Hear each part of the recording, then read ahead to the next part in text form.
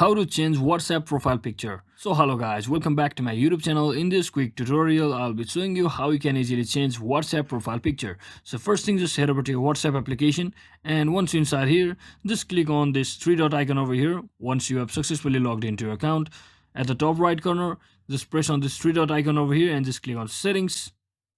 Or you can also just tap on this profile icon just like this. So once you're inside here, you can simply tap on this camera icon located over here.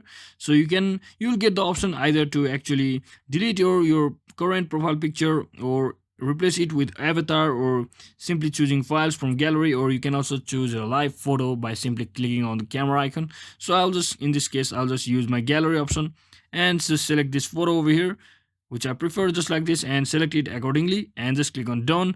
And just like that, you have successfully changed your profile picture on WhatsApp. So I hope this video was helpful guys. If it was, don't forget to like and subscribe to the channel. See you on the next one.